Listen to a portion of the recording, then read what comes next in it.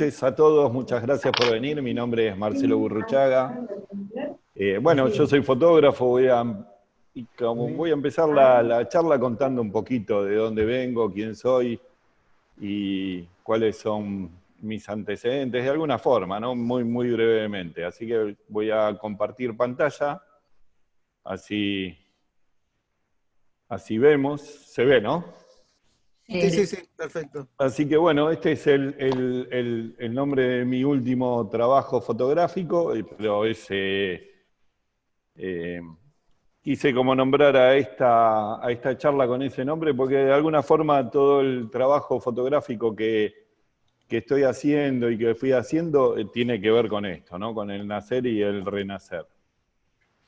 Así que, bueno, antes de empezar, siempre es bueno hablar de las referencias y de los referentes que uno tiene, en este caso en la fotografía, ¿no? Y tres de mis referentes principales son estos tres fotógrafos.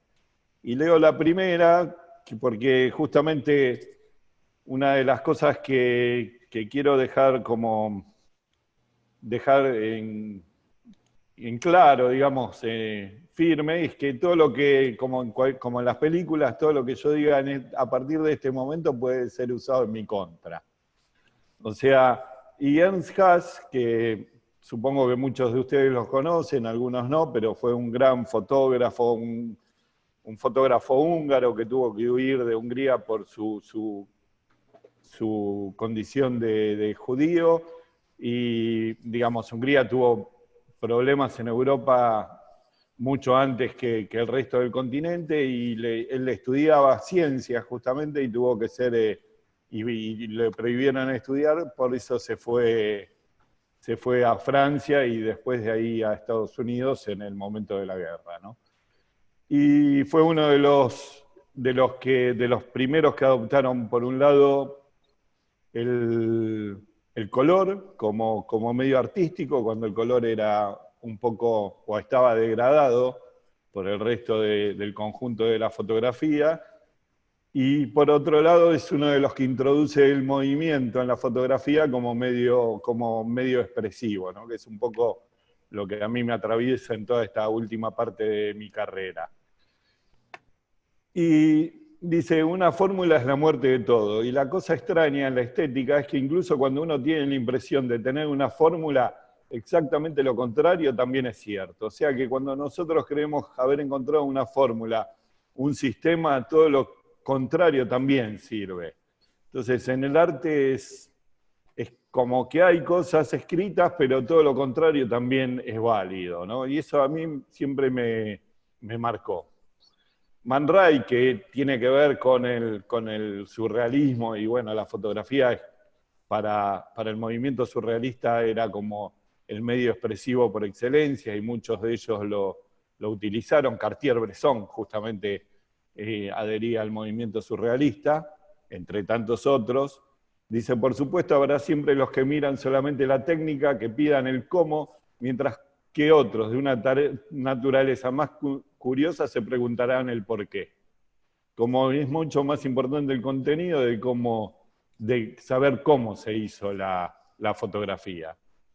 Y por último, Willy Ronis, que es un fotógrafo que justo nombré a Cartier-Bresson, pero es un contemporáneo francés de la posguerra en Francia, justamente esa generación de fotógrafos franceses que marcó la fotografía moderna, que dice, desconfío mucho de las imágenes que no se pueden descifrar sin la ayuda de las palabras. Me refiero a las imágenes que surgen solo con la intención de sorprender. Y de hecho nosotros en este momento estamos hablando de fotografía, ¿no? Justamente todo lo que es concepto y demás se tiene que poner en palabras. Si bien es cierto que la imagen es un lenguaje, la única forma, de hecho todo el arte conceptual, que es, digamos, el concepto llevado a su máxima expresión en el arte, necesita de un escrito para ser entendido. Y bueno, esto es una larga discusión, pero a mí siempre son tres fotógrafos que me marcaron. Yo quiero marcar a dos personas contemporáneas que han marcado también mi trabajo fotográfico y que han influido mucho uno durante muchos años, que es Martín Murcia, que fue para mí un mentor y un gran colaborador, y creo que nos influimos mutuamente, y la otra persona es Olga Correa, que es la curadora del Museo del Arte Contemporáneo del Sur, con la cual nos relacionamos profesionalmente, porque me invitó justamente a exponer ahí en el museo, y a partir de ahí desarrollamos una relación profesional que después terminó siendo de amistad, pero fue una persona que influyó mucho en mi forma de mirar y en mi forma, sobre todo en mi forma de mostrar la fotografía. Yo creo que es importante esto de los referentes. Bueno, acá, esta no sé si fue mi primera fotografía, yo nací en el 61, así que acá tenía 7, 8 años, en realidad tenía 7 años. Yo siempre cuando hablaba de mis orígenes fotográficos, hablaba y decía que había empezado a fotografiar a eso de los 10 años, que mis primeras fotografías tenían, y mi mamá, acá, bueno, con mucho cuidado, anotó la fecha y dónde fue tomada la imagen. Yo tenía, recuerdo, estas camaritas de cajón, que era una Kodak Brownie, Kodak Fiesta, como se llamaba en la Argentina. Y bueno, ese fue tal vez uno de mis primeros paisajes. El paisaje atravesó toda mi vida fotográfica. Y bueno, me parece que es bastante respetable para una imagen a partir del formato cuadrado, un formato que se va a repetir en algunos momentos de la carrera fotográfica. Y bueno, esta foto que para mí es un gran recuerdo, y bueno, de alguna forma un homenaje a mi madre que se tomó el trabajo de guardar, y en un momento, hace unos meses, lo trajo acá a mi casa, que es también mi estudio, y lo puso en mis manos. Lamentablemente el negativo no lo tengo, pero bueno, es un buen recuerdo, ¿no? Y ya uno se perfilaba como un obsesivo del horizonte derechito, ¿no? Yo soy un obsesivo con eso del horizonte, o era un obsesivo con eso del horizonte, aunque reconozco que no hay un motivo cierto por el cual ese horizonte debiera estar derecho. Bueno, esto es un poco mi pasado, mis comienzos como fotógrafo profesional. Yo creo que es interesante saber de dónde uno viene, ¿no? Sobre todo ahora que uno está haciendo tanta fotografía movida y pareciera que uno no tiene mucha idea y tiene como una cosa con el automatismo de la fotografía y de la toma fotográfica.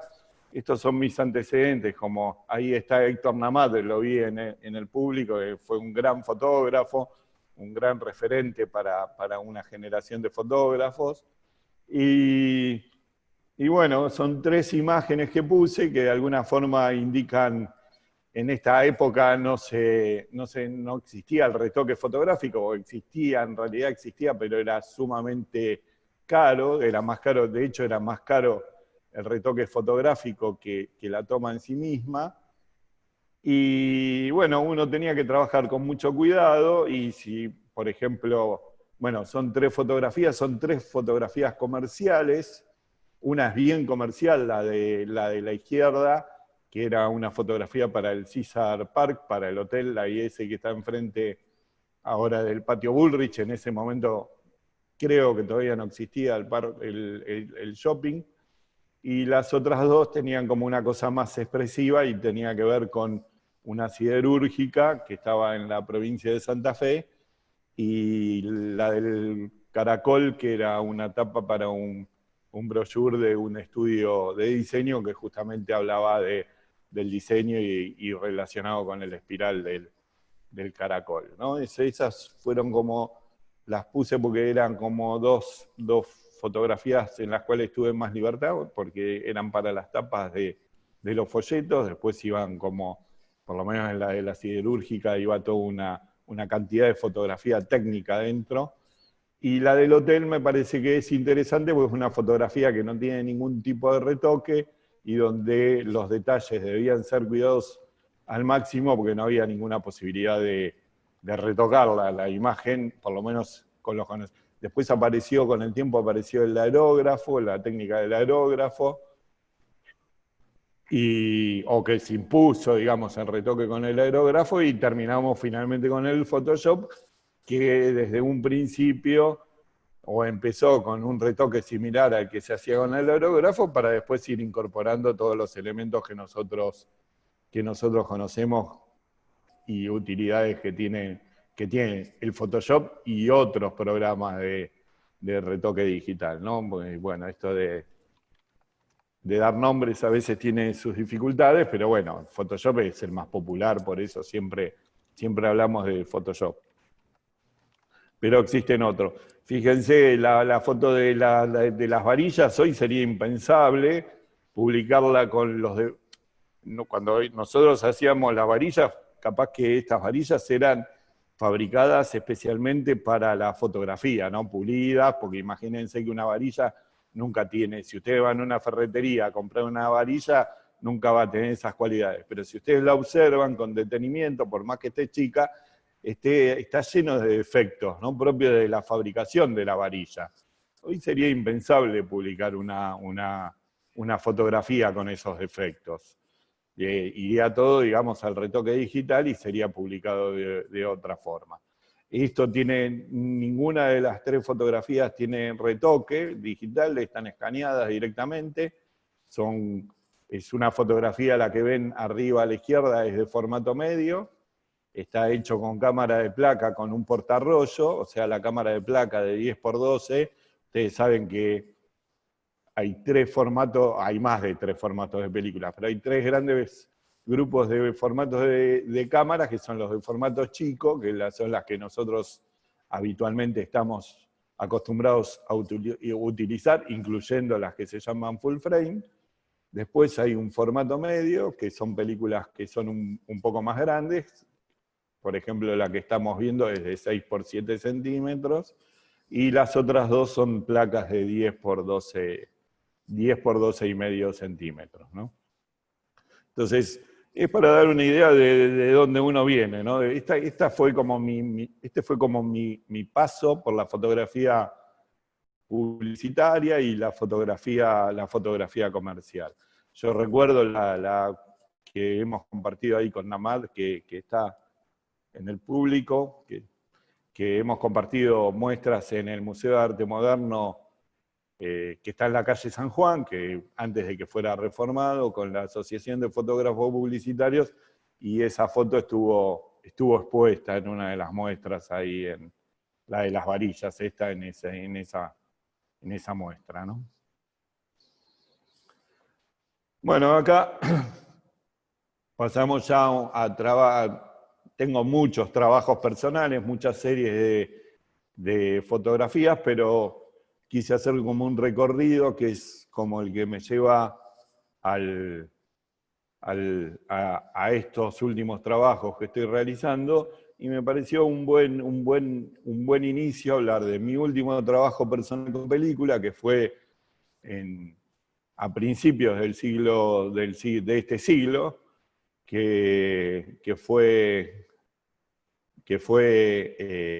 hecho con diapositiva en formato chico. Fue diapositiva en formato chico, a pesar de que yo trabajaba en formato medio, porque estábamos en plena crisis y no tenía, la verdad que estaba con una crisis grande de trabajo y no tenía mucha plata para comprar película. Entonces resigné el formato de la película para trabajar con película de formato chico, que era mucho más económica, o sea, la famosa película de 35 milímetros, y mi primer trabajo con sensor digital, que fue el de la Antártida, los colores del desierto frío, que fue hecho con una cámara, una Nikon D70, ¿no? Vamos a ver un poco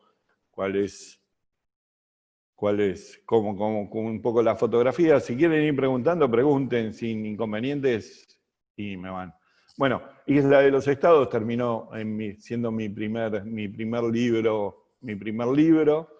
Es un libro bien documental, bueno, Isla de los Estados, yo lo llamo Isla de los Estados, y tiene un subtítulo que tiene que ver con el nombre que le daban los yamanas a la isla, ¿no? Y bueno, tiene texto de Juan Sasturain y de Gustavo Aparicio. Bueno, estas son fotos bien características del paisajismo, del paisaje, que yo realizaba en ese momento. Yo siempre viajé, siempre tuve mucho amor por los viajes y por la fotografía. Y hace poco, en una reunión de compañeros de la secundaria, uno de ellos me recordaba que yo en la secundaria decía que iba a viajar, ¿no? Y otra de las cosas que yo cuando estaba en la secundaria no tenía muy claro a qué me iba a dedicar profesionalmente. Pero otra de las cosas que me decían era que yo decía que nunca iba a trabajar de algo que no me gustase, ¿no? Y la verdad que abracé la fotografía y la verdad que fue una actividad que siempre la hice con mucho gusto, ya sea tanto la parte comercial, esa época de fotógrafo publicitario, fotógrafo industrial, por la cual pasé, y ahora esta actividad que tengo de fotógrafo de viaje, fotógrafo incursionando en el mundo del arte, y bueno, y con una cosa más expresiva. Digamos, siempre estuvo eso, ¿no? Pero es como que a veces predomina algo más y a veces predomina otra parte. Y lógicamente, una de las cosas que también realicé desde casi toda la vida es la docencia fotográfica, ¿no? Que empecé allá cuando tenía 25 años, ya estoy llegando a los 60, así que son muchos años de dictar clases y de transmitir conocimientos de la fotografía en distintas instituciones y en mi propio espacio, ¿no? Esta fue una fotografía, bueno, esto es escaneado, digamos, tiene algunos problemitas técnicos, una fotografía que en ese momento apareció publicada en casi todas las revistas, en las principales revistas del país, fue etapa de la revista Viva, y apareció publicada en muchas revistas de la Argentina y del mundo. No sé muy bien por qué todavía, pero era primero, bueno, sí, sé que la Isla de los Estados es un lugar como todavía hoy desconocido y donde la gente tiene poco acceso, y bueno, y es una imagen que de alguna forma llamaba la atención, ¿no? Para los que no saben, la Isla de los Estados es un lugar que está relacionado con Julio Verne, con el Faro del Fin del Mundo. El Faro del Fin del Mundo está acá, ¿no? No es el que nosotros vemos habitualmente en las fotos de Ushuaia, que nos muestran el Leclerc, que es ese que uno ve cuando va a hacer el paseo por el Canal Beagle, sino que es este, ¿no? Este es el Faro del Fin del Mundo, que está en una bahía que se llama San Juan de Salvamento, y ahí está el Faro del Fin del Mundo, ¿no? Es un lugar prácticamente inaccesible, sigue siendo inaccesible hoy, y prácticamente no va nadie. Yo tuve la oportunidad de ir varias veces, por suerte. Estas son 3 islotes que hay ahí al sur de la Isla de los Estados. Yo había escalado una de esas montañas que se veía ahí en la fotografía y estaba mirando hacia este lado, y ya era la isla del fin del mundo justamente, y decía, bueno, ¿y ahora qué? ¿Y ahora qué? Y bueno, y ahí estaba, ¿no? Más allá de eso, más allá del fin del mundo, estaba la Antártida, y a la Antártida había que llegar. Y entonces mi gran proyecto fotográfico, de alguna forma el que marcó a partir de ahí el resto de mi carrera fotográfica, fue la Antártida. Antes pongo esta fotografía la pongo porque, bueno, tiene como algunas dificultades técnicas. En ese momento tal vez, si bien fue una fotografía que utilicé en el libro, ahí se ve el faro del fin del mundo, ven que es como una casita, y a mí me parece interesante porque es una fotografía que con los años la volví a rescatar, y que me parece que está como ligada ahora al lenguaje del arte contemporáneo, y ya la revaloricé, la resignifiqué y la estoy reutilizando, ¿no? Y la estoy, bueno, ahora fue a un concurso de arte, no de fotografía, a un concurso de arte donde se juzgan distintas expresiones dentro de las artes visuales. Y ahí estábamos, yo un poco la Isla de los Estados había sido el sueño de mi infancia, justamente por esto de Julio Verne, y mi otro sueño a partir de la Isla de los Estados era la Antártida. Y la Antártida tiene un nombre particular, que es los colores del desierto frío, justamente porque siempre cuando hablamos de la Antártida y el paradigma de la Antártida es el desierto blanco, ¿no? Y yo la verdad que me encontré, iba con ese preconcepto, con esa idea primitiva de que me iba a encontrar un mundo blanco. Y la verdad que me encontré con cualquier cosa menos con un mundo blanco. Me encontré con un mundo donde los colores explotaban, si bien no era una paleta diversa de colores, pero donde había una gran cantidad de colores. Y esto tiene que ver con lo fotográfico, porque si uno piensa, el blanco es la sumatoria de todos los colores y de alguna forma no es un color y no tiene matices el blanco. O sea que si nosotros estuviéramos en un desierto blanco, no tendríamos nada para fotografiar. Entonces yo, a pesar de mi experiencia fotográfica, iba a ver un desierto blanco y me encontré con un desierto colorido, ¿no? Bueno, la fauna, introduje algo de fauna. A mí la fauna es algo, bueno, en el libro de la Antártida utilicé bastante.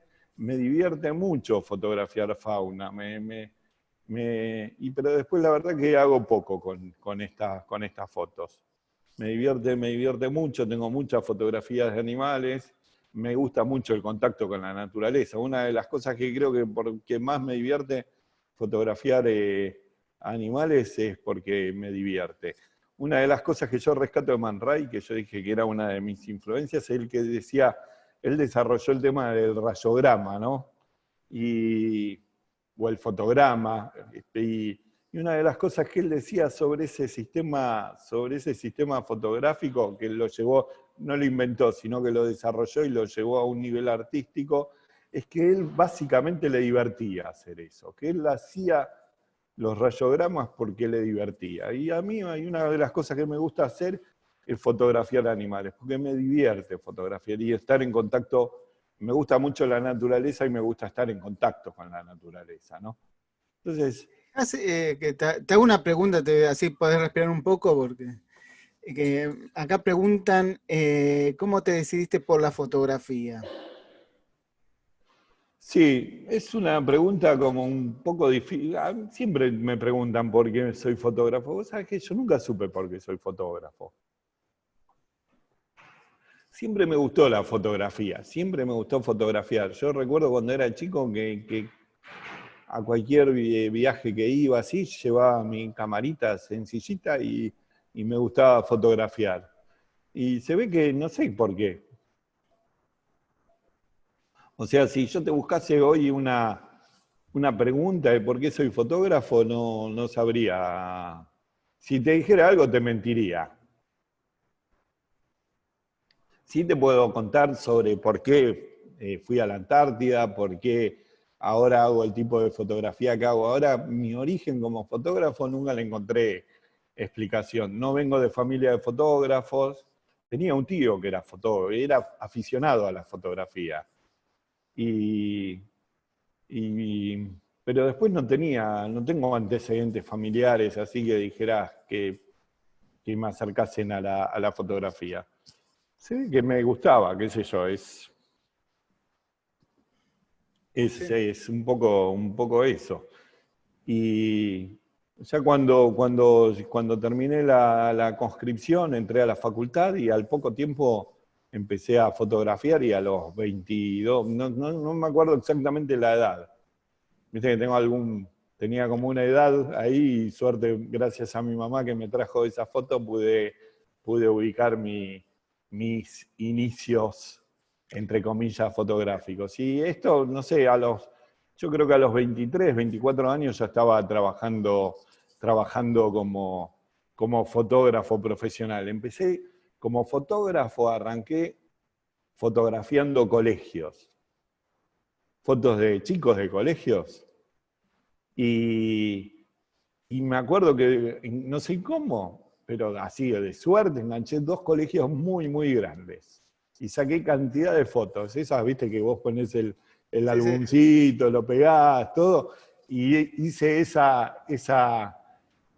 2 colegios. Con esos 2 colegios junté plata y me compré una Hasselblad. Me quedé sin un peso, nada, nada, me compré una Hasselblad usada, ¿no? Sí, Y sí. a partir de ahí empecé a buscar trabajo como fotógrafo publicitario.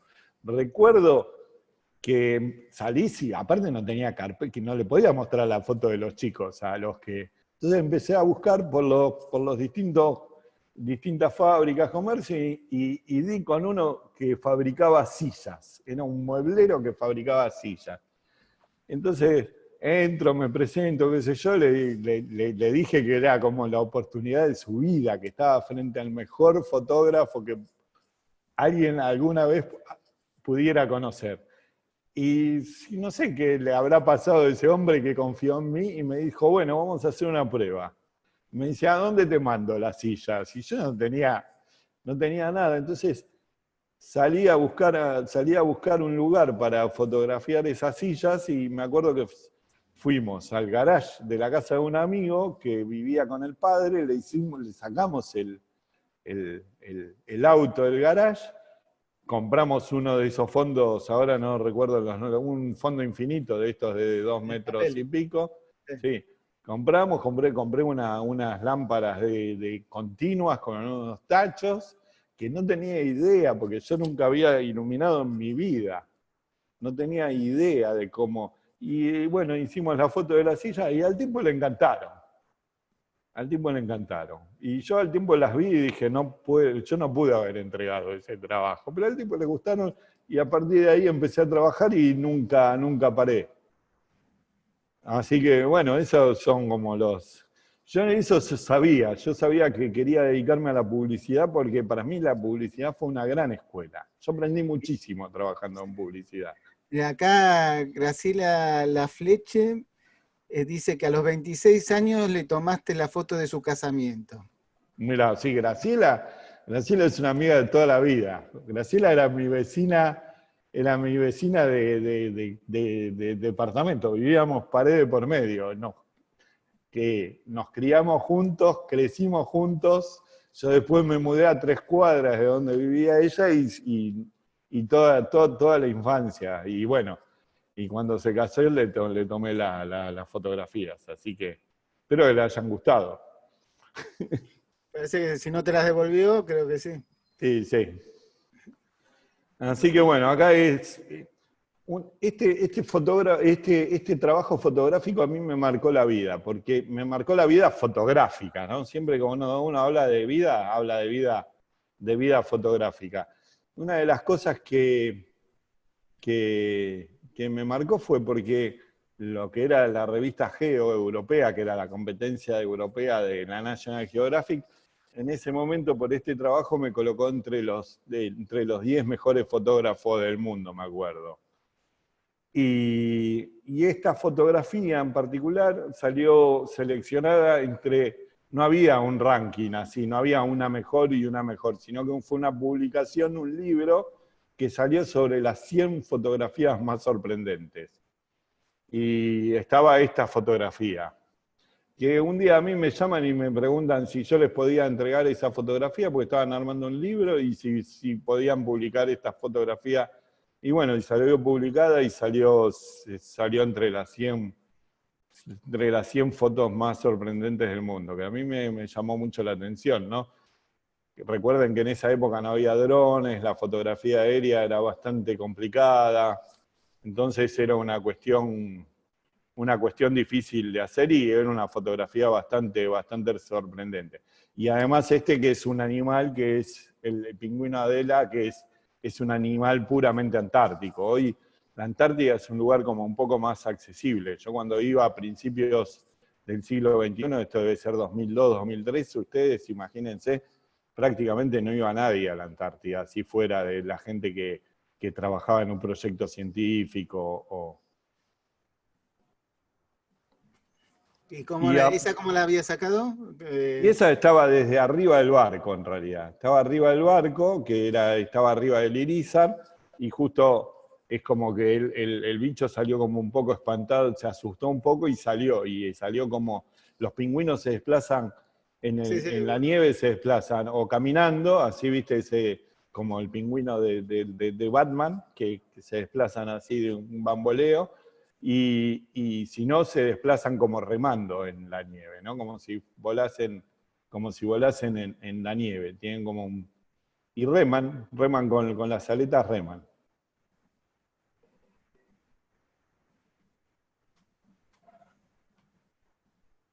Y esta es un homenaje a Herbert Ponting. Esto es el mar congelado, esto es al sur del sur, un lugar donde prácticamente no llega nadie, es el sur, lo más al sur que se puede navegar, y ahí estaba el Irizar apoyado sobre el mar congelado, y con un grupo salimos a caminar. Y ahí eso me hizo acordar mucho a una fotografía de Huxley cuando fotografía su barco que estaba encallado, no estaba encallado, no estaba atrapado por los hielos antes que lo destruyeran los hielos, y tiene una fotografía prácticamente igual a esta. Y bueno, yo en color, digamos, yo desde casi siempre fotografié en color, hice fotografía en blanco y negro, hice laboratorio blanco y negro, fotografié en color, hice laboratorio color, y bueno, pero yo abracé el color y como les decía Ernst Haas, para mí era un referente justamente por esto de que había puesto, entre otros fotógrafos, había puesto el color en un lugar supremo. Bueno, y ahí estaban los atardeceres, amaneceres, esos momentos únicos y casi abstractos que se daban acá. Empiezo a tomar ya un estilo de alguna forma más abstracto, y un poco ya empiezo como un poco a jugar con un poco más, ¿no? El horizonte en el medio. A mí me gusta mucho el horizonte en el medio. Es una característica de las fotografías que me gusta mucho, ¿no? Hay algo en la fotografía, siempre nos insisten con el tema de la regla de los tercios, de que hay que colocar esta línea o en el tercio inferior o en el tercio superior, y, y que de alguna forma hay que tratar de evitar las simetrías. Yo siempre digo, ¿no? Como dije al principio, todo lo que digo puede ser utilizado en mi contra. Esto es lo que yo pienso y lo que a mí me gusta. No hay, yo no creo que sean leyes, sino que creo que son reglas, y como toda regla es laxa, ¿no? Acordate que Entonces, Benito, ¿cuántos horizontes marcó que había que hacer? y Benito marcó como 15 horizontes por lo menos, o sea que. Y yo no creo que una fotografía sea simétrica porque una línea las marque en el medio, porque el campo visual del hemisferio superior no es igual al inferior, ¿no? Los elementos son diferentes, el peso de cada una de las regiones de las zonas es totalmente diferente, lo que hace que la fotografía visualmente sea asimétrica, justamente, porque no pesa lo mismo un campo que el otro. Y hay algo que nos cuentan de alguna forma, y en realidad yo sé de dónde viene el tema de la regla de los tercios, pero nos, nos cuentan, no sé por qué, cuando empezamos a estudiar fotografía, que la fotografía toma las reglas del arte, ¿no? Y una vez estaba con un conocido matemático muy conocido, muy prestigioso a nivel internacional, y que además es amante de las artes, ¿no? Es un tipo que sabe mucho de arte. Entonces un día estábamos charlando, muy amigos, así estábamos en una cena, y me dice: Marcela, ¿por qué la fotografía usa la regla de los tercios? Y yo le digo: la verdad que no. Me lo quedé mirando como, Porque son cosas que uno repite, ¿no? Uno va repitiendo siempre cosas, ¿no? En la vida, sobre todo, uno va repitiendo cosas. Y ahí me quedé mirándolo y dije, bueno, esto hace muchísimos años, ¿no? Todavía los fotógrafos no hablábamos de Fibonacci como hablamos ahora. Y entonces yo me quedé mirándolo y le digo, la verdad que no sé por qué se habla tanto de los tercios. Y bueno, después empecé a investigar, vi que venía de acá, que era una reducción de Fibonacci. Kodak en algún momento lo impuso en sus publicidades como una regla y de ahí se hizo como universal. Entonces, que era como un consejo de cómo hacer más atractivas las fotografías, ¿no? De sacar el motivo principal del centro. Y la verdad que cuando uno recorre, a mí me gusta mucho ir a museos. Yo cuando viajo, sobre todo cuando viajo solo, dedico un tiempo largo a ir a los museos y la verdad que el arte está lleno de cosas simétricas. Y hay cantidad de cuadros simétricos, retratos donde la cara está en el centro, hay un montón. Y yo siempre digo, ¿no? Los arquitectos lo van a entender. Una de las obras más importantes del mundo del arte es el Taj Mahal, ¿no? Que está en la India. Los que tuvieron la suerte de visitarlo lo pudieron ver y aquellos que no lo vivieron en fotos, porque hoy justamente la fotografía ha invadido todo y nosotros conocemos todo, ya no, un poco la fotografía pierde su valor documental porque ya está todo fotografiado, ya no hay nada nuevo por fotografiar prácticamente. Y entonces, el Taj Mahal es algo absolutamente simétrico. Todo lo que hay dentro del Taj Mahal es simétrico. Y la verdad que es maravilloso. Es maravilloso. Es una cosa que uno queda hipnotizado por tanta belleza. Entonces, hay que tener como cuando uno enseña, tiene que tener como cierto cuidado sobre algunas indicaciones, como que hay que orientar, pero que no hay que fijar ideas fijas. Y como decía Haas, una vez que encontramos la fórmula, lo contrario también vale. Y esto vale por Haas también porque es una persona que proviene de la ciencia, donde a veces los preceptos son más absolutos, ¿no? Y él está formado en ciencia, además. Y bueno, poner el horizonte en un lugar más bajo, ¿no? En un lugar más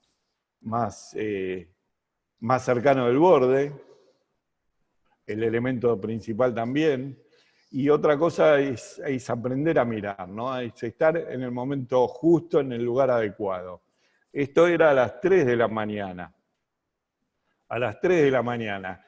Y yo me había despertado, era el verano antártico, un día muy nublado, como se dan cuenta, y yo me había levantado para ir a despedir unos conocidos con los que habíamos convivido durante varias semanas en el barco, que se iban con un helicóptero, se iban hacia un campamento donde iban a hacer unos estudios geológicos y demás.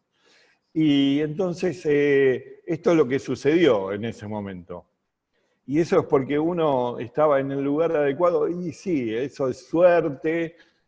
La fotografía está llena de esas circunstancias, así como en lo laboral tuve la suerte de que alguien confió en mí, bueno, tuve la suerte de estar en ese momento, en ese lugar.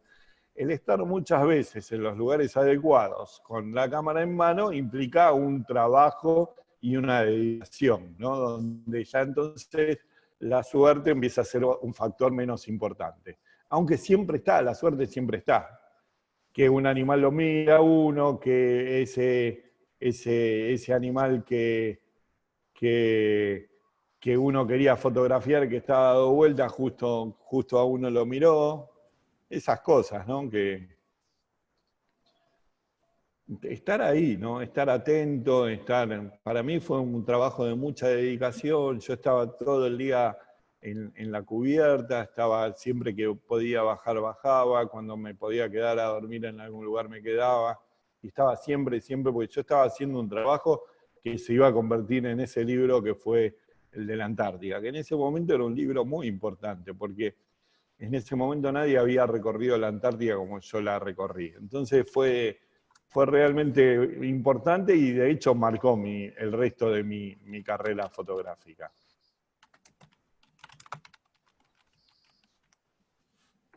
No, también cuando dicen, no, la fotografía de paisaje se tiene que hacer con gran angular. Bueno, con tele también se hace la fotografía. Digo, hay que empezar como tratar de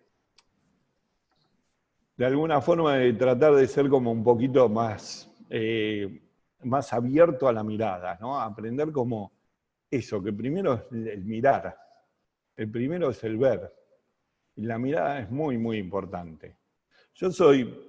Ustedes vieron que tengo una formación técnica, no quiero exagerar, pero vieron que sé iluminar, bien o mal, no sé, les pueden gustar más o menos la fotografía, pero sé iluminar, sé como las características de la luz, sé sé sobre teoría del color, sé sobre un montón de cosas, porque me he formado como fotógrafo. Ahora, siempre lo que voy a repetir, el fotógrafo, el buen fotógrafo es el que hace buenas fotografías, no el que sabe más de técnica. O sea, no importa si la sacó con un celular, si la sacó en automático, si la sacó... Lo importante es que la fotografía sea buena. No hay que preguntarse tanto cómo la hizo, ¿no? Por eso yo cuando veo a veces en las redes sociales que se repite, el buen fotógrafo es el que maneja la cámara en manual, digo, ¿y por qué? Digo, porque si alguien saca fotografías en automático y saca mejores fotos que las mías, es mejor fotógrafo. O porque yo trabajo en manual y estoy formado técnicamente, eso no me convierte en buen fotógrafo, me convierte en un buen técnico.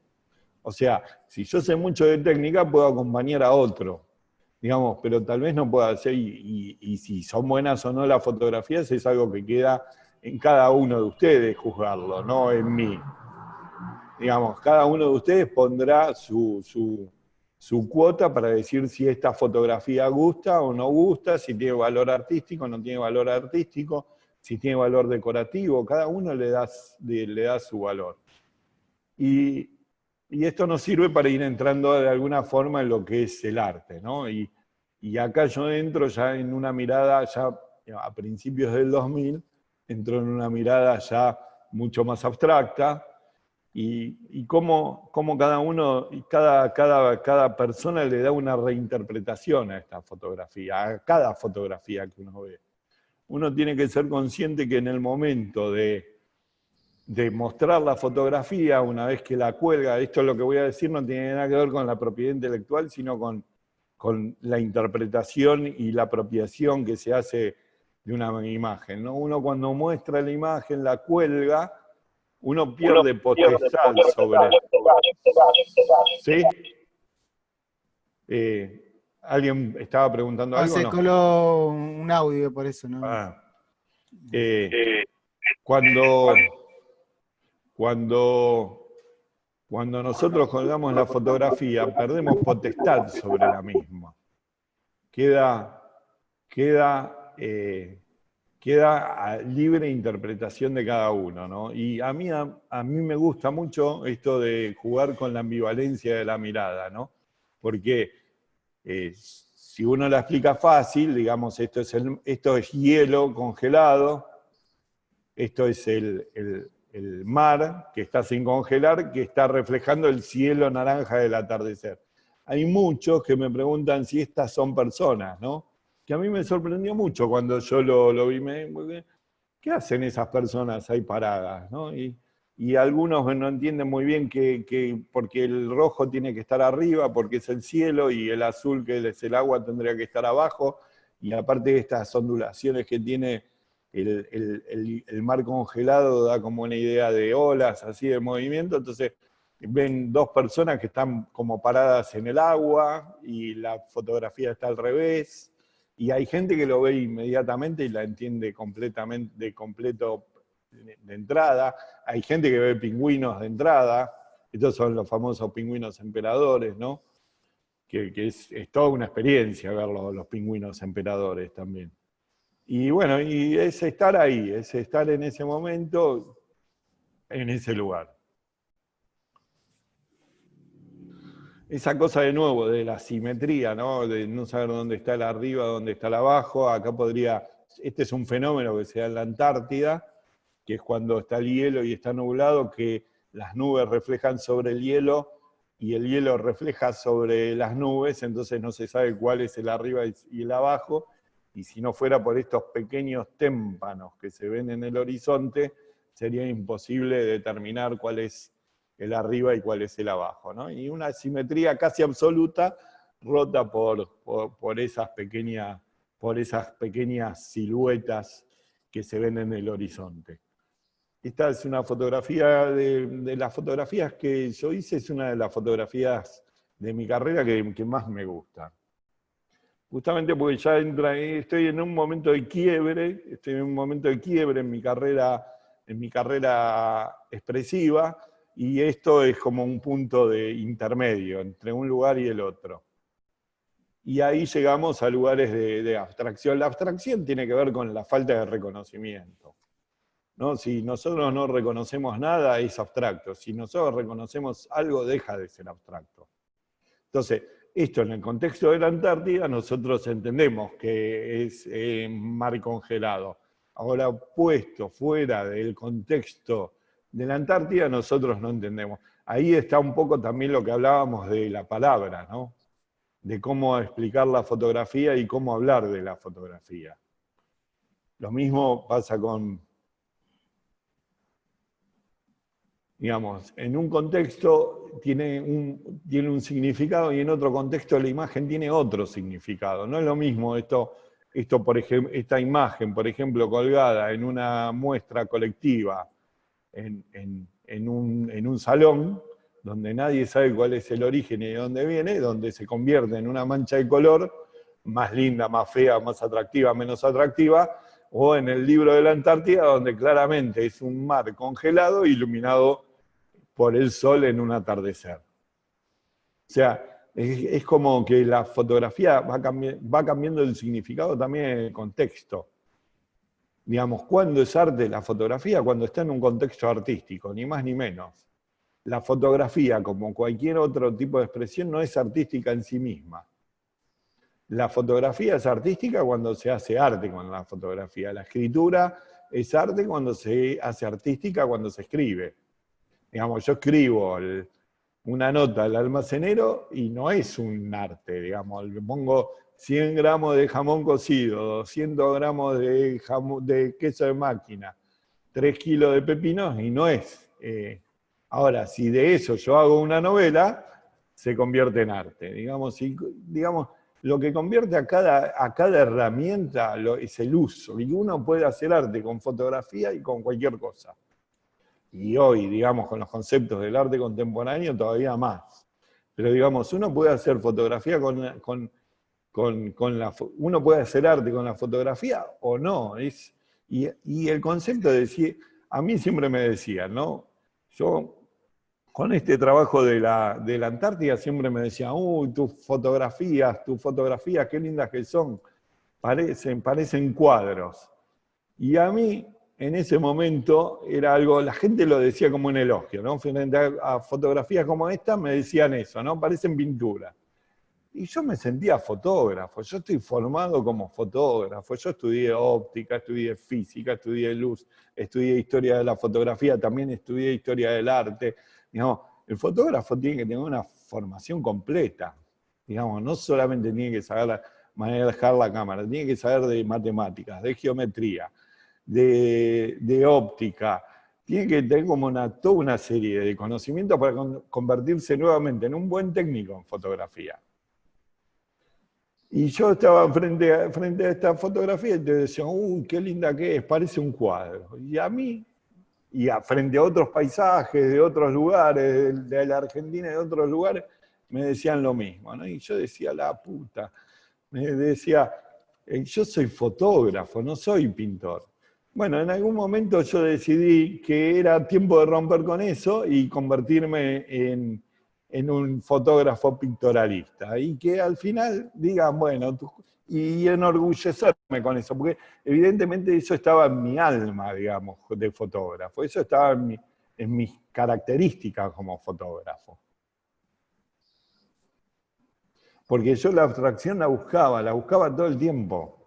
en un libro donde yo estaba además documentando, porque estaba fabricando un libro que era de alguna forma documental, porque hasta ese momento no se había visto la Antártida no es que nunca, pero era poco vista.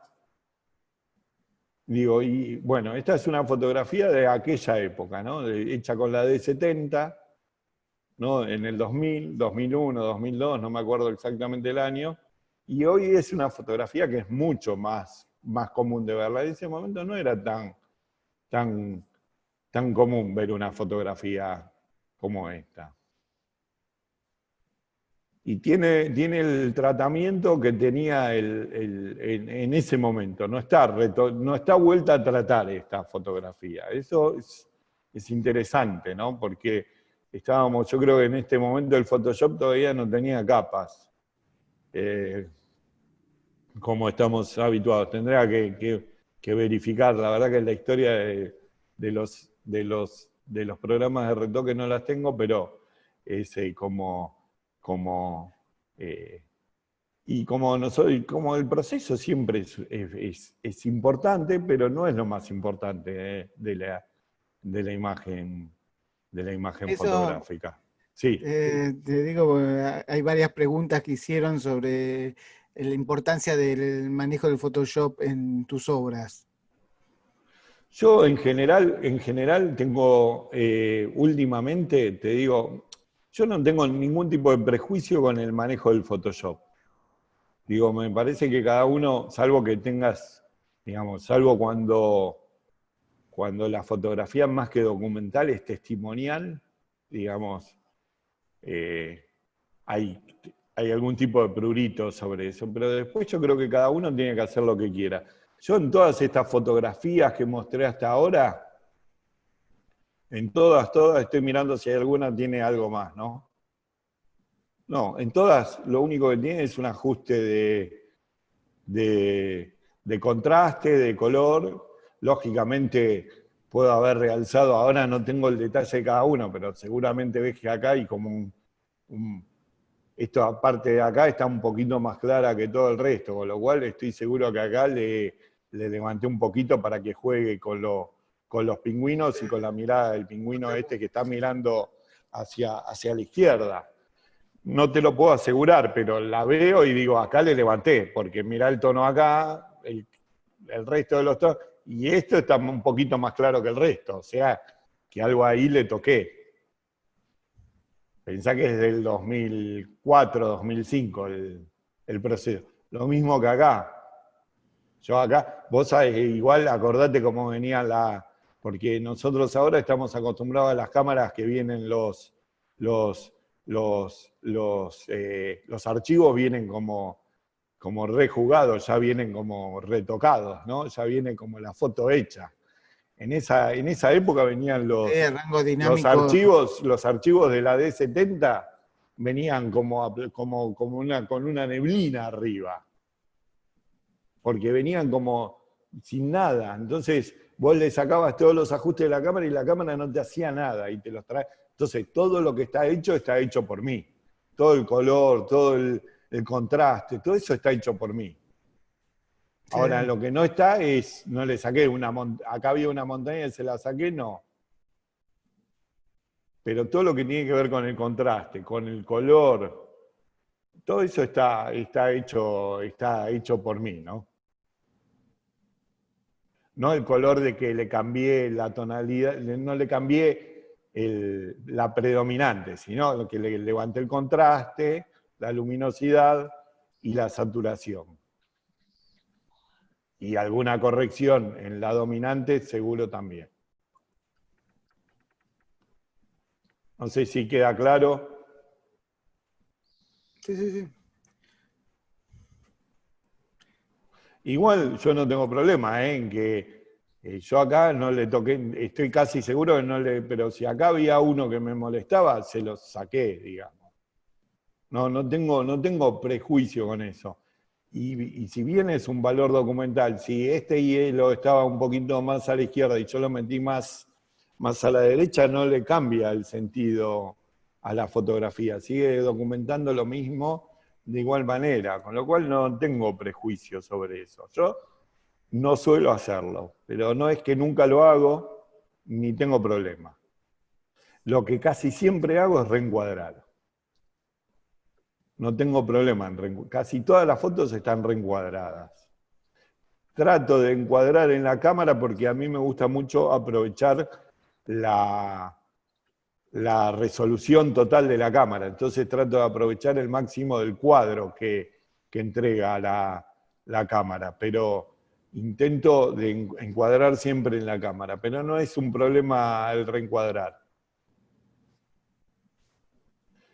Aparte, como yo vengo de la publicidad, siempre teníamos que dejar un poco un poquito para el texto, para manejar la imagen. Sí. Lo mismo, ¿no? El trabajo de los reflejos, de la resolución, de cómo se ven las fotografías. ¿Hay alguna otra pregunta hasta acá? No, me preguntan si usás trípode. Cuando puedo uso trípode. Cuando puedo uso trípode. Acá la mayoría de las imágenes que vimos, porque elegí esas, salvo algunas que son tomadas arriba del barco, esas no tienen trípode. Cuando puedo usar trípode uso, cuando no, no. Está bien. Y me dice, bueno, te estaban preguntando sobre cómo haces el encuadre de las fotos y demás. Claro. Bueno, pero ya lo contestaste. Claro. Esto es lo mismo, ¿no? La oportunidad. Esto, como la anterior, es una fotografía que yo tenía abandonada y que la rescaté, ¿no? Es un temporal cruzando el pasaje Drake. Y es una fotografía que con el tiempo me dio como muchas satisfacciones, porque me permitió, bueno, la he vendido, la he expuesto, y bueno, es una fotografía que expone, digamos, la bravura del mar con toda su crueldad, ¿no? El mar es un lugar lindo para navegar cuando está sin viento, pero cuando hay temporal, la verdad que es un lugar donde se sufre mucho. Y aparte, bueno, es un lugar que en general es muy difícil de fotografiar porque el movimiento del barco es tremendo. Ustedes, para que se den una idea, uno duerme atado a la cama cuando se mueven con estas olas. Y bueno, y me gusta mucho el tema de la textura que tiene, la transparencia del agua. Digamos, hay como una idea de caos en la fotografía que hoy me atrae mucho.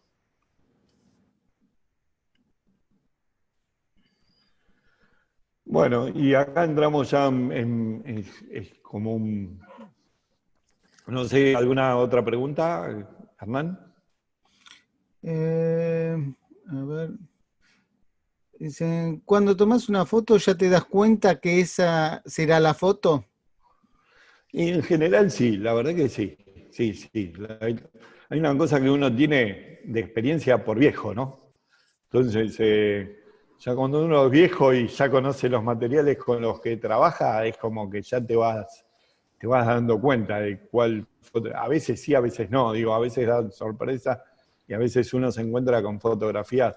Pero en general sí, porque uno ya tiene muchos años. Esto es una cuestión de experiencia nada más, ¿no? No tiene otra respuesta. Es saber cómo encuadrás, sabés cómo ya sabés algunas cosas de cómo funciona la perspectiva interna dentro de una fotografía, qué es lo que te da volumen, lo que achata la imagen, qué es lo que la convierte en más gráfica, si quieres que desaparezca absolutamente la perspectiva, cuáles son esos, entre comillas, truquitos que tiene una imagen, y por otro lado conoces cómo responden los materiales sensibles, con lo cual, más o menos en el momento de hacer la fotografía, y aparte yo realmente fotografío muy poco, no uso ráfaga para fotografiar animales, no uso ráfaga, siempre tengo la fotografía del animal cuando fotografío animales,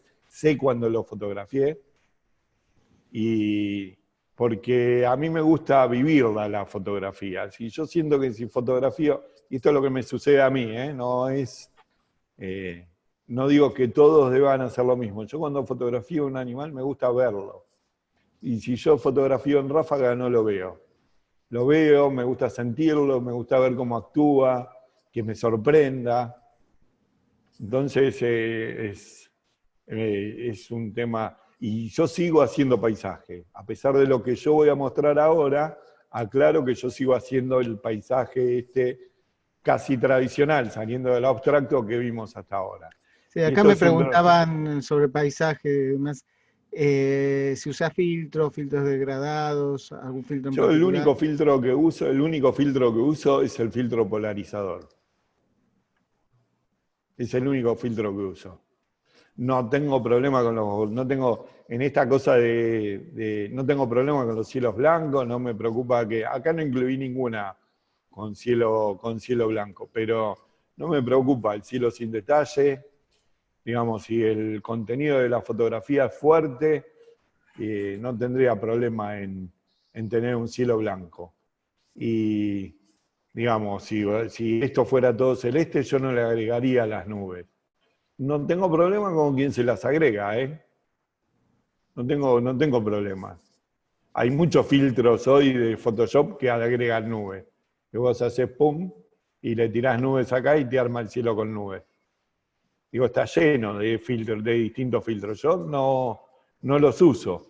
No los uso porque yo creo que la fotografía tiene que tener tu sello personal.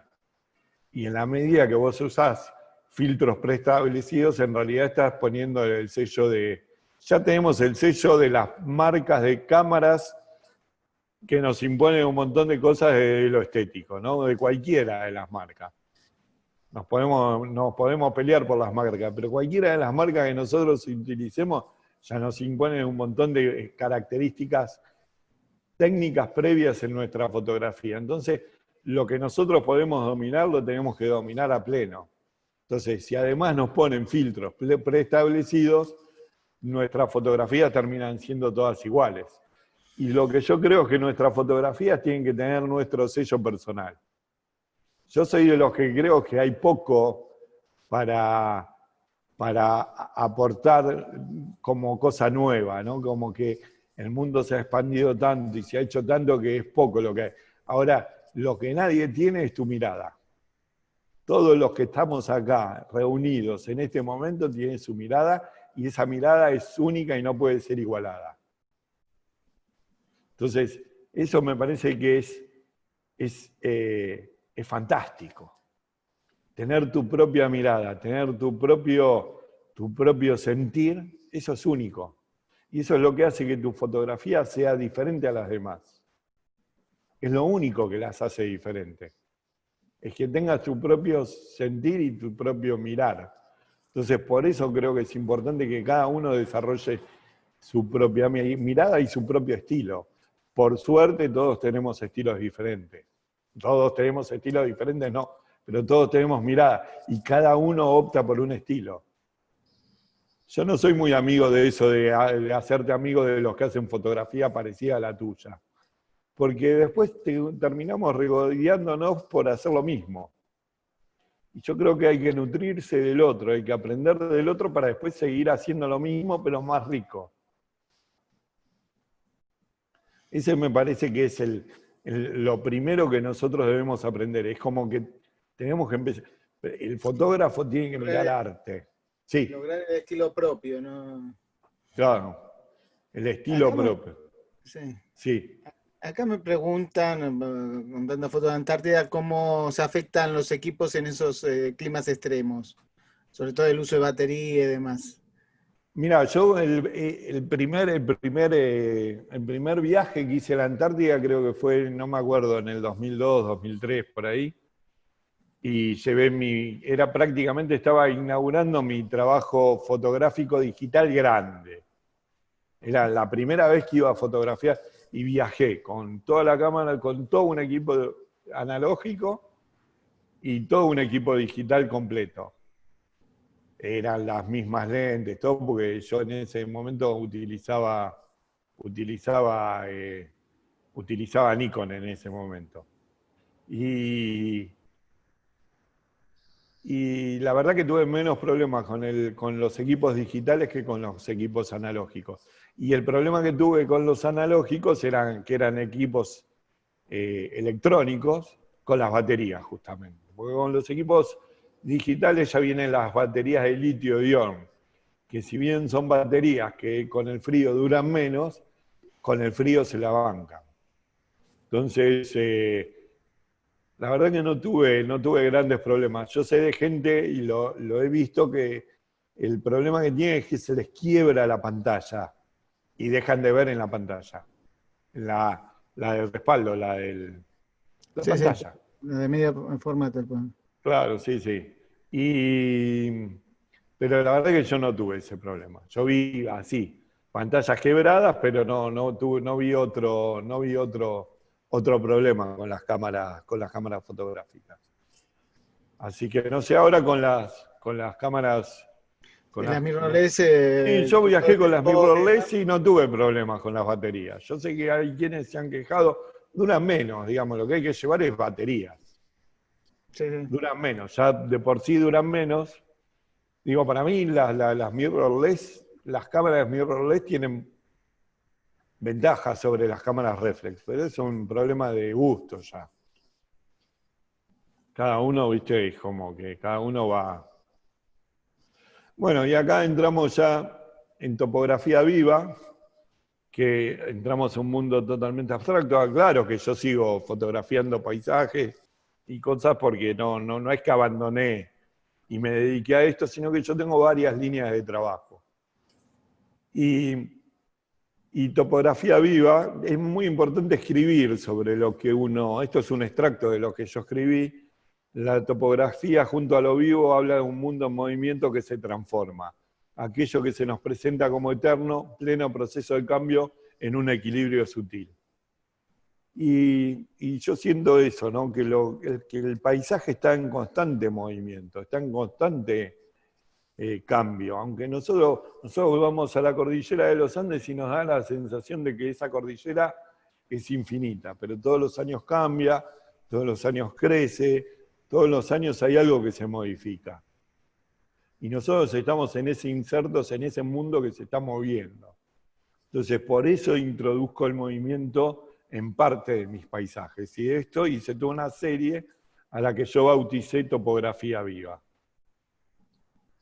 Y que también inauguro, acompañado por Olga Correa, que fue como la curadora de todo este trabajo, y de grandes charlas introdujo ya también una nueva forma de mostrar mi trabajo fotográfico.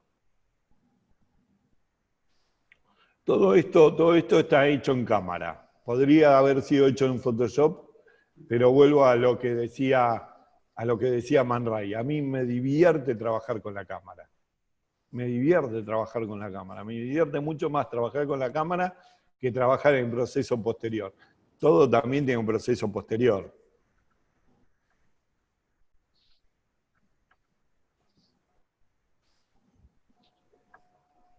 Podría, he hecho experiencias sobre trabajar en Photoshop para lograr efectos parecidos y se puede. Se puede. En general, lo que yo utilizo en estas fotografías, no, en general no, en casi todas, lo que uso es, los que me preguntaban por el filtro, yo uso filtro de densidad neutra para trabajar exposiciones prolongadas. Y acá sí, la cámara en mano, moviéndolo de acuerdo a un plan determinado. Y yo las veo las fotos antes de sacarlas. O sea, cuando vos me preguntabas, acá lo aleatorio tiene un componente muy alto. Así como los paisajes los veo exactamente, acá lo aleatorio tiene mucho que ver. Hay una cosa aleatoria muy fuerte, pero yo la veo la fotografía. Yo ya sé lo que voy a sacar. Y el resultado no es 100% exacto como sucedía con los paisajes tradicionales.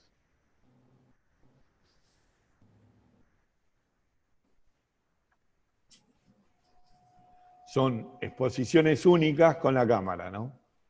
No hay doble exposición en estas, no hay doble exposición y son fotografías tomadas generalmente entre 10 y 20 segundos.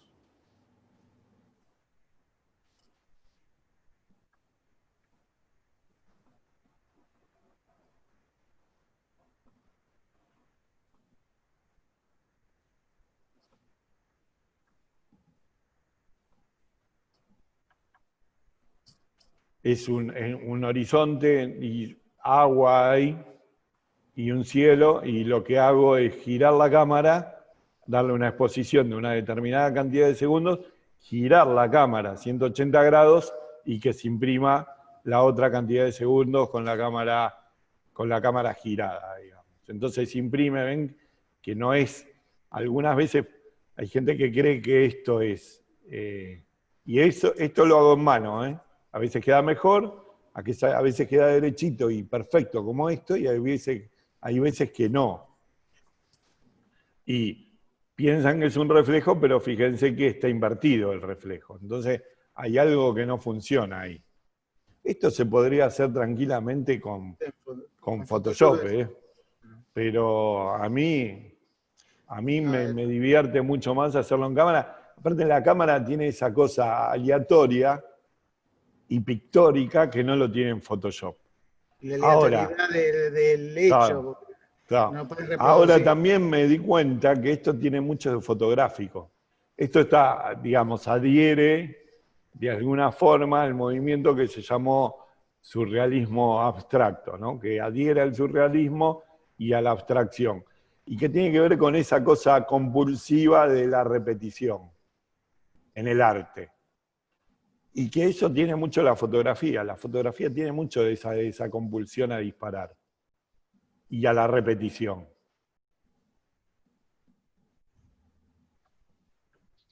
Entonces, por un lado logré como unos efectos pictóricos propios y que asimilaban a mi estilo y a mi mirada, llevándolo a un extremo, dándoles un concepto.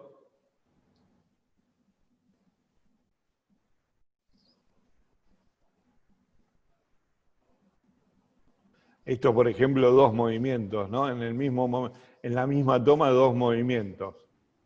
Y yo eso lo veo. No sé por qué lo veo.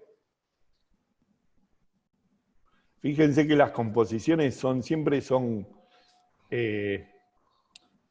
Yo ya no creo en el preciosismo, pero hay algo en mi mirada que siempre tiende hacia el preciosismo. Y acá está. Y siempre hay como una composición en cada una de las imágenes. Y sale en el momento de la toma.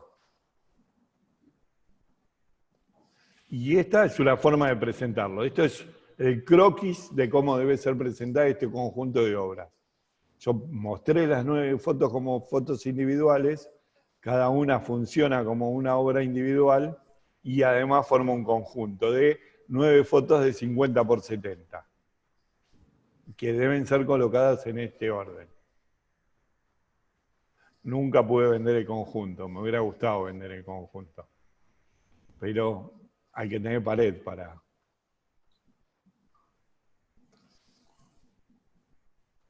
Entonces, ese es el orden y ahora vamos a ver, dentro de un rato vamos a ver cómo queda. Estas son fotografías individuales que forman parte de la misma serie.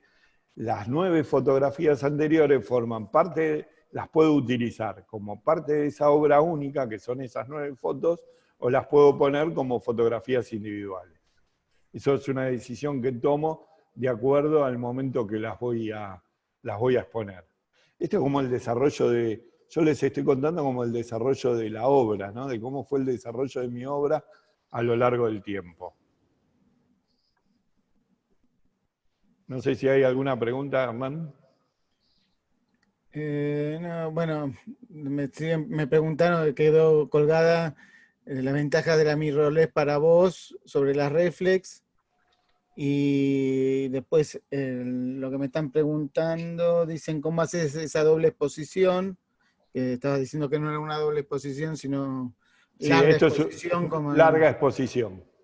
claro. Esto yo tomo la cámara y la muevo así, la muevo así, la muevo así, de acuerdo al, si voy en algún vehículo que se está moviendo, puedo utilizar el vehículo que se mueve. Esto, por Y ejemplo, esto es la costa de un río y el cielo. Entonces, esto que se ve acá es la misma orilla que se ve acá. Y ahí se ve en el centro, si ustedes toman nota, se ve exactamente ¿cómo se llama? El diámetro del giro. No el diámetro, el eje. el eje. Perdón, el eje del giro. Ahí Y está, después y se ve haces el claramente. reencuadre y luego quedó desfasado. Claro, ¿ven? Exactamente, es un giro de 180 grados. Y claramente se ve exactamente, y a mí me gusta mucho porque esto remite como un rostro, ¿no? Entonces muchos preguntan, ¿no? Algunos vieron como un marciano, así un extraterrestre. Cada uno ve lo que quiere. Una lámpara me han dicho que era. Me han dicho de todo sobre esta imagen. Y la verdad que es la costa de un río. Es como la recreación del paisaje. Acá me Es como preguntan cómo la técnica, si la aprendiste de autodidacta o te la enseñaron o la buscaste de alguna forma. Y en realidad yo creía que era como un invento mío, hasta que empecé a indagar y hay muchos que hacen esto, digamos, no soy el único. Es como, Sí, es inteligencia colectiva. claro, es inteligencia colectiva. Y la verdad que lo que me sucedió, lo que me sucedió es que rescatando negativos, digamos, de la década del 80 y del 90, me di cuenta que ya en esa época lo hacía, ¿no? Yo no, la verdad que no lo recordaba. No lo recordaba. Y, y yo en ese momento hacía ya hacía este tipo de fotografía. De hecho, en estas muestras que yo dije que hacíamos en el Museo de Arte Moderno con la Asociación de Fotógrafos Publicitarios, una de las fotos que expuse tenía que ver con esto, que no tenía nada que ver con la publicidad y era una foto hecha en el río Paraná en negativo totalmente movida. Y como se usó en una tapa de una memoria y balance de una empresa, era una fotografía publicitaria. Entonces ahí yo la utilicé. Y la verdad es que no me acordaba. Y rescatando, me encontré con el negativo. Y dije, yo ya estaba haciendo estas cosas hace 40, 30 años atrás. Ya lo tenía como es que las cosas no salen solas, ¿no? Es como que yo creo que lo interesante, yo creo que hay gente que es como, no sé, como Beethoven, que salen, o como Mozart más que Beethoven, que son como iluminados, viste que hay como dos en el mundo, en la historia de la humanidad, o tres. Los demás laburamos. Y yo creo que hay una cosa de expresión artística que tenemos todos, que no es un don así que tiene unos pocos. Y yo creo que lo que hay que hacer es laburar para encontrarlo. A mí la verdad que me llevó mucho tiempo. Yo siempre me reconocí, y no es por pecar de pedante, siempre me reconocí como buen fotógrafo, con alguien que tenía una mirada aguda, que si tenía que exponer fotografías en un conjunto seguramente me iba a destacar, pero había algo que todavía me estaba faltando, y era encontrar el eje de mi obra. Y ahí es hacia donde, hacia donde apunto con todo este trabajo.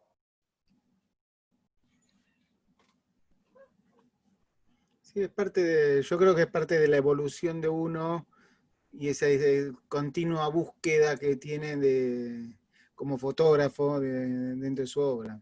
No contentarte con lo que ya haces. Claro. Sí, aparte hay una cosa, ahora lo van a ver, yo la fotografía de la Antártida la mostré muchas veces, sigo trabajando en la Antártida, siempre que puedo viajo a la Antártida, sigo haciendo paisaje.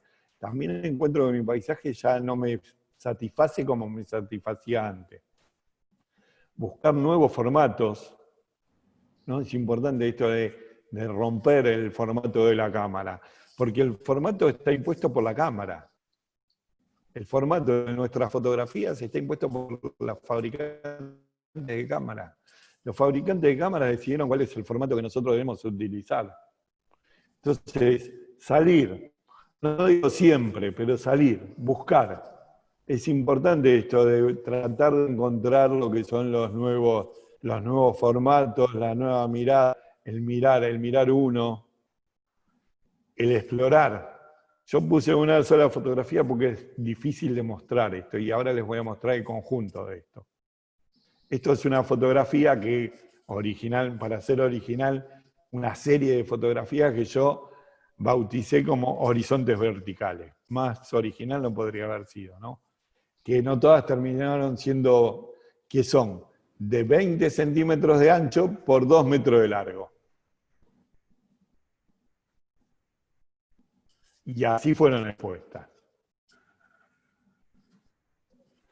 Esta fue una exposición que yo hice en el UADE Art, es un centro de arte contemporáneo que pertenece a la UADE, y así sí estaban expuestas, ¿no? Así de flecado, curado por Olga, como había contado.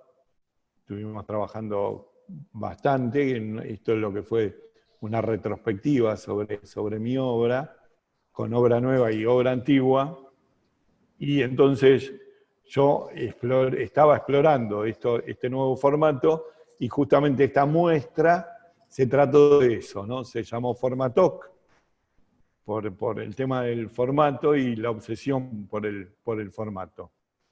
Y así estaba, y bueno, y cuatro de estas fotos terminaron en la Fundación UADE. Ellos tienen una colección de arte muy importante, y 4 de estas justamente son la apertura del lugar donde exponen la colección permanente. Así que también, siempre cuando una de las grandes satisfacciones que tiene la fotografía como expresión es cuando viene alguien y te dice: yo quiero tener una fotografía tuya en mi casa. Yo creo que eso es una de las cosas más importantes que le pueden suceder a uno como fotógrafo, ¿no? Como decir, ¿por qué vos querés tener algo de parte de mi alma en tu casa, ¿no? Porque esto es como algo único. Esto está expresando algo muy, muy interior. Esto de exponer es exponerse. Entonces, por eso cuesta tanto exponer, porque es exponerse. Y esa experiencia es única, para mí es única.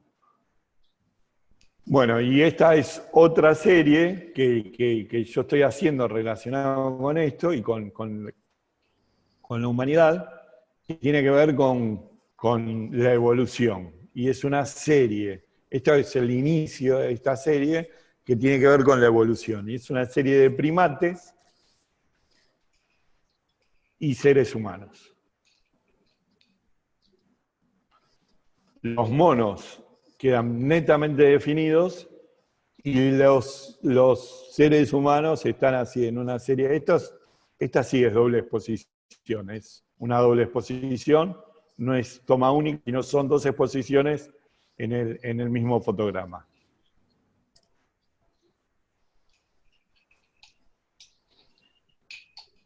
Entonces, yo acá lo que cuestiono es no el concepto científico, sino el concepto de la palabra evolución. Digamos, ¿dónde está la evolución?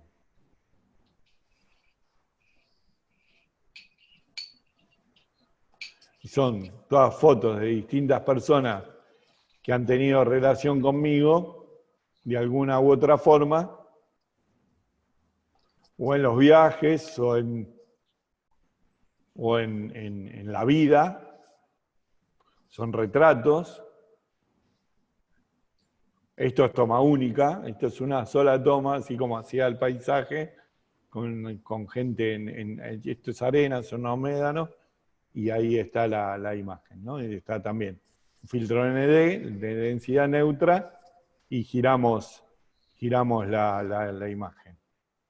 Esto también es una doble exposición, donde hice coincidir exactamente los ojos para que diera esa idea de cabeza. Y ahí está el diagrama de esa parte de la muestra.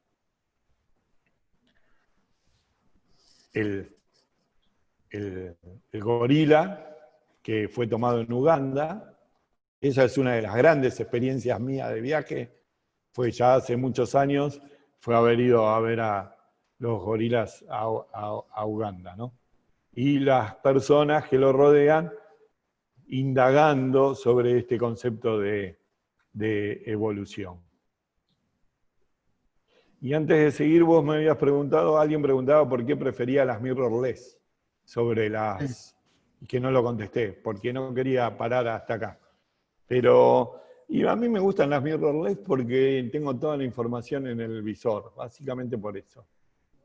No me parece que tengan así calidad de imagen. Yo ya tengo la información en el visor de todo lo que va a suceder con la fotografía, y eso me atrae.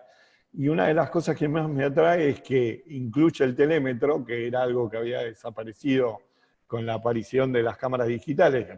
Antes las lentes, para los que son nuevos o que se iniciaban la fotografía en el campo digital, las lentes, cuando fotografiábamos con película, tenían los marcado a qué distancia estábamos enfocando.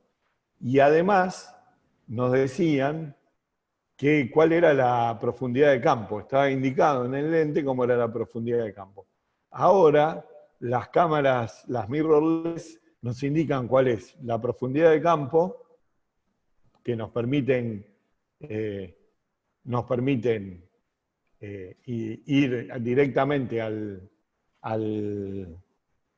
nos permiten ir directamente a la hiperfocal sin tener que hacer cálculos, hacer tantas mediciones.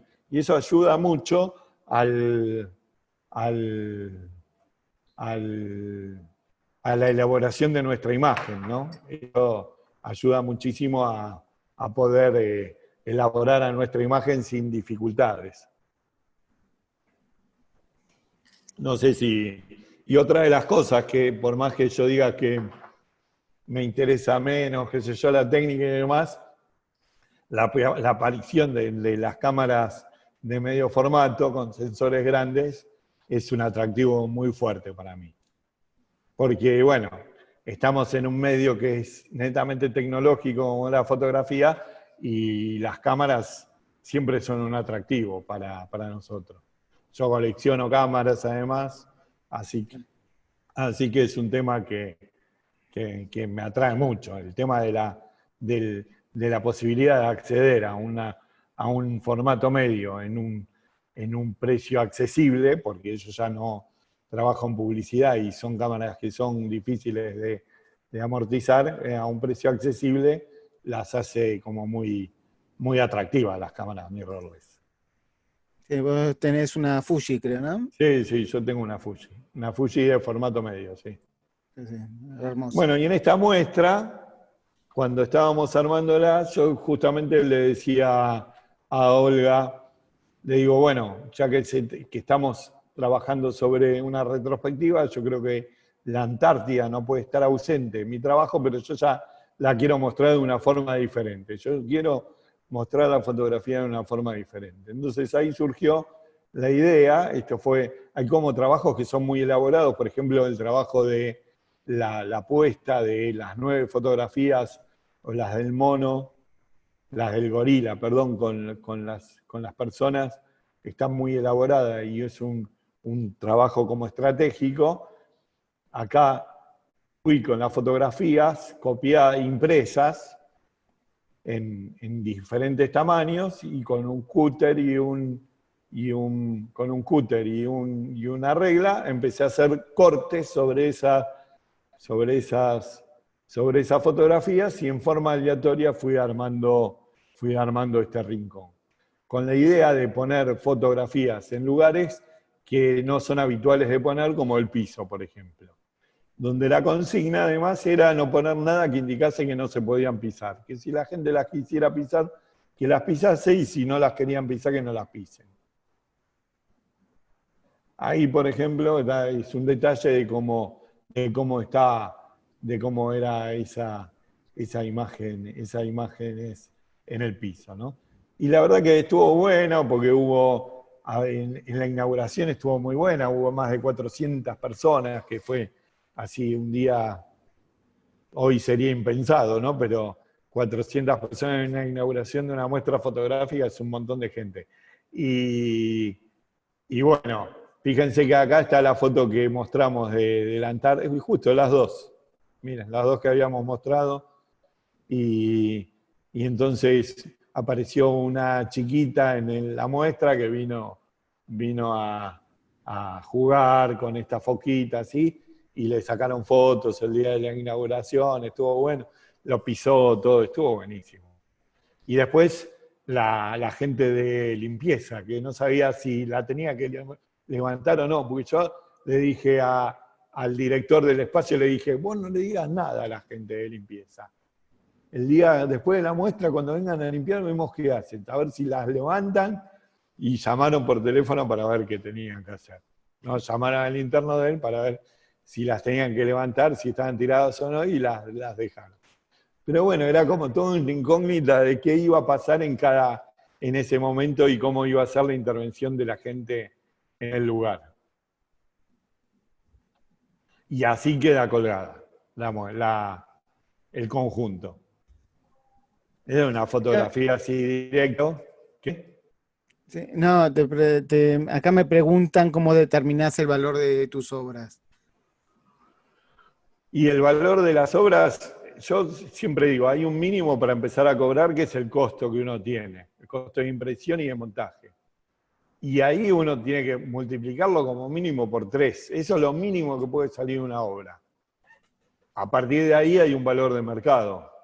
Cada uno cobra lo que se puede, digamos. Pero cuando a uno le preguntan cuánto va a cobrar, y es el valor del montaje por 3. Eso es la única forma que tienen de no perder plata con esa fotografía. Ahí no pierden plata. Sí, Ahí salen empardados, tampoco ganan. sí, la obra no solo es la toma de la foto. No, yo estoy hablando del costo de hacer la No, el foto. costo de impresión ya sé, pero por eso, ¿no? Es, la foto El costo individual. el costo completo del montaje, y vos la tenés que reponer de alguna forma en la imagen para volverla a vender, y te queda lo que te queda el tercer tercio de la parte de la ganancia. Claro. Si no te equivocaste y no la tenés que volver a hacer, que perdiste plata. Sí. No se te cayó en el camino. Digamos, hay un montón de... Y así estaba la muestra antes de la inauguración. Lo que ustedes vieron de ese rincón de la Antártida está a mis espaldas en este momento. Esta es una recreación de una espiral con fotografías de topografía viva. Esto es completa topografía viva. Acá había una de mis primeras fotografías, acá chiquitito, una de mis primeras fotografías publicitarias que se repetían uno abajo de la otra exactamente igual, que era un pasacassette en blanco y negro, que me acuerdo que había sido para un aviso de un diario. Y bueno, un montaje con distintas fotos de animales y paisajes, los horizontes verticales, atrás mío hay paisajes, y acá de este otro lado aparecía esto que fue algo como efímero, que a mí me gustó mucho hacerlo, que fue intervenir sobre el panel para montar una fotografía de una publicidad mía que era absolutamente kitsch. No se llega a ver acá, pero esto es un marco de plástico verde, de esos que se compran en todo por 2 pesos, con molduras así, y bueno, y intervine sobre Esto es lo que surgió de la búsqueda. Parece que alguien ahí la silencia. Y, se coló alguien. Y bueno, y entonces intervine sobre el panel y colgué esa foto muy chiquitita ahí en ese panel y la intervención. Y después el panel ese lo iban a usar para otra muestra, así que no me lo pude llevar, me quedó el testimonio Y esto, la fecha da cuenta de cuándo fue hecho, que fue en el 2018, ¿no? O sea que aparte de fotógrafo, sos pintor. No, pero me gustó intervenir sobre esto. La verdad que no soy pintor, no soy buen pintor, pero me gustó esa cosa de, aparte me parece que tenía que ver con esto de la topografía, esa cosa del automatismo y así tipo de tirar pintura o la brocha, porque es una brocha de pintor sobre el, sobre sobre el panel. Estaban por arreglar esto, porque esto había tenido cosas colgando, y yo dije, no lo toquen, déjamelo, y lo intervine sobre eso. Y bueno, y quedó esto. Son como intervenciones artísticas que uno hace sobre el... Bueno, y el nombre, el último trabajo, que es lo que da idea de esto de nacer y renacer. Ese es el texto, les dejo un ratito así lo van leyendo mientras yo hablo. Y son una serie de fotografías donde yo además ya no fotografío el paisaje o solo fotografío el paisaje, sino que ya me meto dentro del paisaje. Esto se inicia en una clínica de arte en Cantabria, donde yo tenía el desafío de generar un trabajo nuevo. Entonces, ahí en ese trabajo, yo me planteé dos cosas. Hay dos cosas que yo nunca había hecho seriamente en fotografía. Yo había hecho prácticamente todo. Había hecho fotografía documental, periodística, pues había paisaje, fotografía de gente, retrato. Hice prácticamente todo porque soy como viejo en la fotografía. Pero había dos cosas dentro de la fotografía que son clásicas que yo no había hecho seriamente. Una era el autorretrato y la otra el desnudo. Yo dije, bueno, ¿cómo hago para dentro de mi estilo incorporar esto? Y aparte, ser fiel a mi estilo y a lo que estaba buscando en fotografía. Entonces ahí me incorporé en el paisaje y en el movimiento. Ya le quité movimiento al paisaje y el movimiento soy yo. Acá trabajo con dos formas, con el autodisparador, como en esto, o con un disparador remoto cuando puedo. Acá que estaba tirado en el mar, lógicamente no podía con el disparador remoto, entonces trabajé con el autodisparador. Y es como que estoy yo saliendo del agua, ¿no? Esa es un poco la idea. Es como justamente el nacer y el renacer. Y es toda una serie de fotografías de desnudo que hago dentro de distintos... Esta es la primera parte, todos mis trabajos que vimos hasta ahora, no hay ninguno terminado. Salvo creo que el de la Isla de los Estados, creo que no hay ninguno terminado. Y ni siquiera el de la Antártida. Entonces, ya estoy haciendo otras cosas nuevas sobre este trabajo, y ahí me incorporé desnudo en el paisaje movido, ¿no? Ahí después apareció el dueño de las vacas, estuvimos charlando un rato, contándole qué estaba haciendo, y siempre el tema ¿no? El tema de no estar nítido y indagando sobre lo que a mí me sucede. Y la relación con la tierra, ¿no? con el mundo. Lo que decidí, yo soy un fotógrafo del color, y quería despojarme absolutamente del tema técnico, no quería entrar con el tema de equiparar colores, equilibrar colores y demás, porque quería que fuera esto del automatismo. Entonces, el partido que tomé fue no eliminar el color, no pasar a blanco y negro, sino desaturar los colores y dejarlos así como una cosa desaturada, en tonos muy pastel, y que no entrasen en conflictos unas fotos con las otras. En algunos puede parecer casi blanco y negro, y donde aparecen, bueno, el color rosado de mi blanco leche, que es mi piel con casi blanco y negro que se va en algunas zonas, pero el color siempre está presente. Pero básicamente lo que no quería era eso, que entrase en conflicto, y no quería estar peleando con la cuestión técnica, porque me parecía que no tenía nada que ver con el concepto del trabajo. No quería hacer un trabajo que tuviera que ver con el desarrollo técnico del Photoshop y la edición, sino que la edición fuese una cosa netamente estética.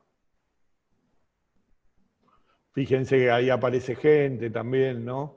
Yo estaba en la incógnita sobre si borrarlo o no a este que está acá, que es un turista, esto es un lugar muy turístico, y estaba entre borrarlo o no, y al final decidí que no. Y esta es la única que aparezco nítido, tiene un recorte bastante grande esta fotografía, porque yo la había incorporado, yo aparecía, fíjense, supónganse que por acá aparece todo, por arriba, por abajo, qué sé yo, todo. Acá respeté el 4.3 de la cámara, el 4.3 lo respeté a rajatabla, y todos tienen el mismo encuadre, y esta la reencuadré, creo que es la única fotografía que tiene reencuadre. Pero está como estéticamente está fuera del resto de las imágenes, porque yo estoy nítido y totalmente desnudo. Y es como una cosa, es como un guiño, porque digo, bueno, yo me estoy hablando del desnudo, del autorretrato desnudo, y en ningún lugar me muestro. Como que esto lo que yo estoy diciendo es, soy capaz de mostrarme. Y con Martín Murcia lo estuvimos viendo y él me sugirió que haga este encuadre, y yo lo adopté para que no estuviera no chocase tanto con el resto de las imágenes fotográficas.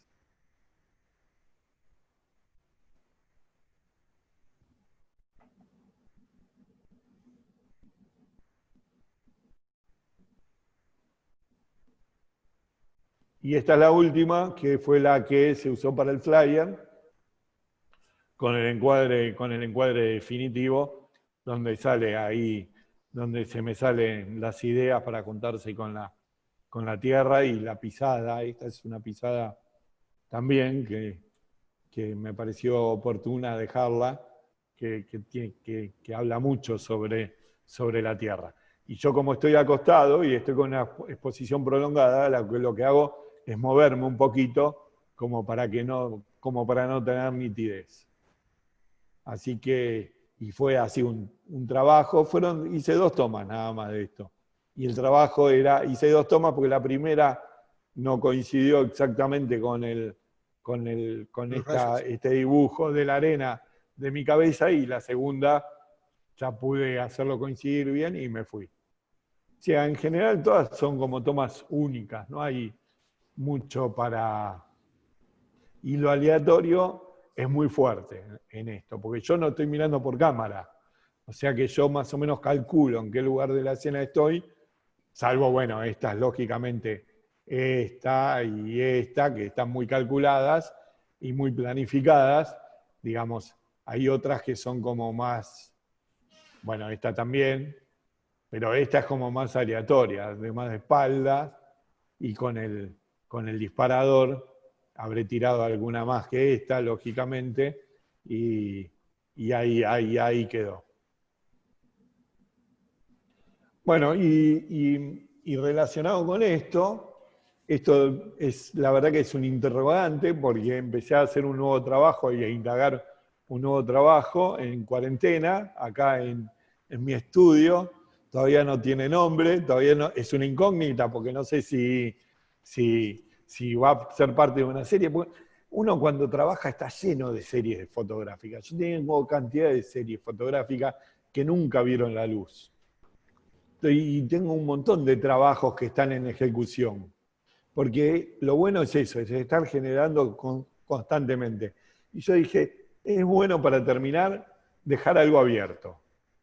Es decir, cómo se inicia y a dónde puede llegar el trabajo.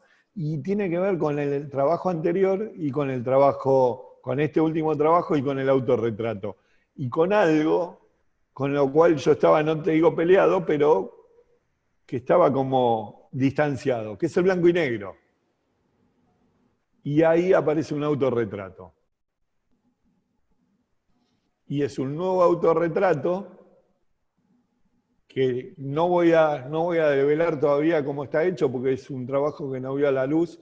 Yo no escondo nada, pero no quiero decir cómo está hecho porque cuando salga a la luz lo voy a decir exactamente, pero es un trabajo que está hecho sin cámara.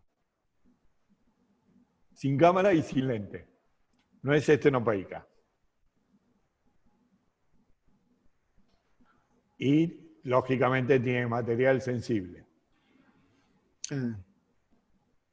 No es nada, cualquiera, hay muchos que ya se deben haber dado cuenta.